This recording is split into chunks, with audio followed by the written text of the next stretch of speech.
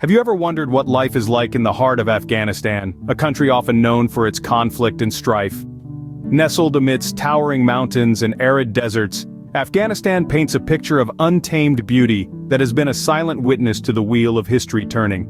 This is a land where the footprints of Alexander the Great, Genghis Khan, and countless empires can still be traced, their echoes lingering in the wind. Yet Afghanistan is more than just a canvas of historical conquests and rugged landscapes. It's a tapestry woven of diverse cultures, languages, and tribes. The Pashtuns, the Tajiks, the Hazaras, the Uzbeks, and many others all contribute unique threads to this rich tapestry. Their shared history and collective resilience in the face of adversity have shaped the Afghanistan we know today. But the name Afghanistan often conjures up images of war-torn streets and desolate landscapes.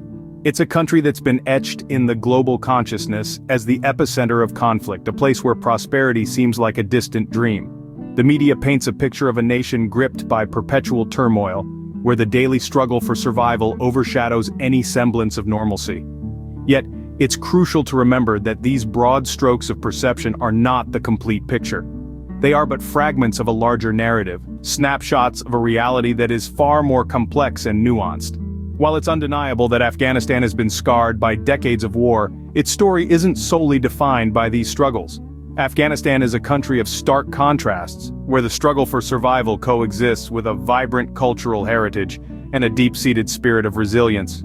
From the bustling bazaars of Kabul to the quiet mountain villages, life in Afghanistan is a testament to the indomitable human spirit that persists even in the most challenging circumstances. But beyond the headlines and the stereotypes, what is life really like for the Afghan people?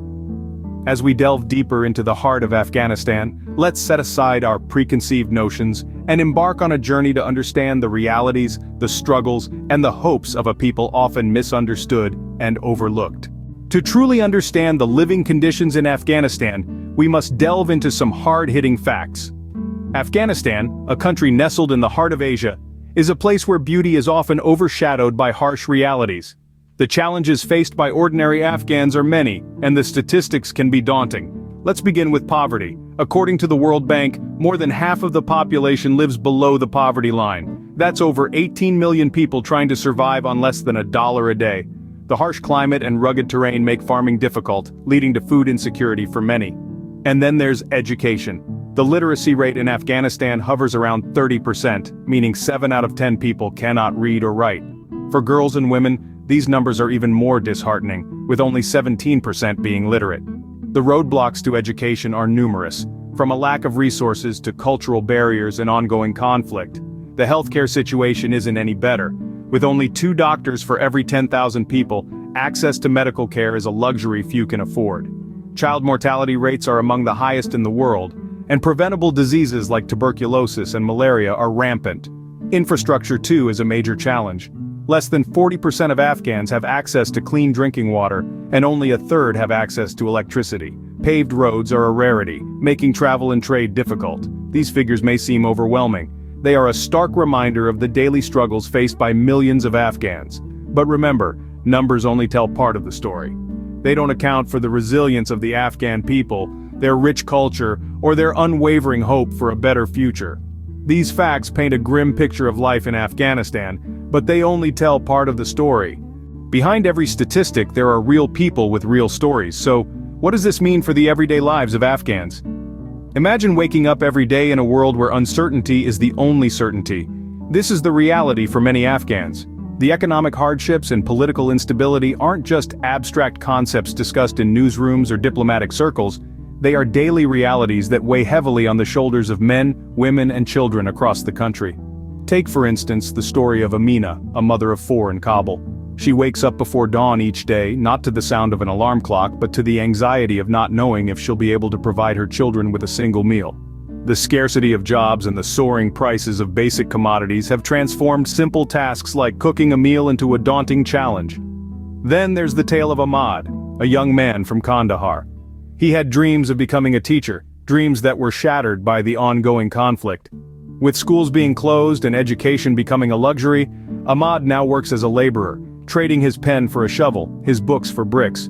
And let's not forget about the countless children like little Fatima who should be spending their days learning and playing, but instead they navigate through the rubble of their war-torn neighborhoods, their innocence stolen by circumstances beyond their control. These stories are not anomalies. They are the lived experiences of millions of Afghans. They are the human faces behind the headlines, the flesh and blood realities that are often overshadowed by political rhetoric and strategic interests. Each story is a powerful reminder of the human impact of the issues we've been discussing. They underscore the urgency of the situation and the need for tangible, sustainable solutions. The reality is harsh and the struggles are real, as you can see. So, what role does the international community play in all of this, and can we make a difference?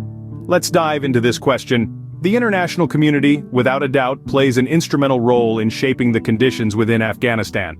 A large part of this role is the provision of aid. This aid comes in various forms such as financial assistance, humanitarian aid, and developmental support. Organizations like the United Nations, World Bank, and numerous non-governmental organizations have been heavily involved in providing this much-needed lifeline to the country. However, aid alone is not the silver bullet. The international community also wields considerable influence through their foreign policy decisions. These decisions can either help stabilize the region or inadvertently exacerbate existing challenges. For example, trade policies, diplomatic relations, and military interventions can all have significant impacts on Afghanistan's stability and prosperity. So, how can the international community make a difference? First, it's about being strategic with aid and ensuring it reaches those who need it most. It's about investing in sustainable development projects that can help build a resilient economy and society. It's about education and healthcare, which are fundamental to breaking the cycle of poverty and violence. Second, it's about responsible foreign policy. This means avoiding actions that could destabilize the region, and instead fostering diplomatic relations that encourage peace and stability. It's about promoting human rights, particularly the rights of women and children who are often the most vulnerable in conflict situations. Lastly, it's about global solidarity. Afghanistan's challenges are not just Afghanistan's problem, they are a reflection of our shared humanity. The international community has the capacity and indeed the responsibility to step in and help. In conclusion, the international community's role in Afghanistan is multifaceted. It involves providing aid, making wise foreign policy decisions, and fostering global solidarity. The path ahead may be fraught with challenges, but with a concerted effort, we can make a difference. Clearly, there is a significant role for the international community to play in improving conditions in Afghanistan. Now that we understand the scale of the problem, the question becomes, what can we do about it?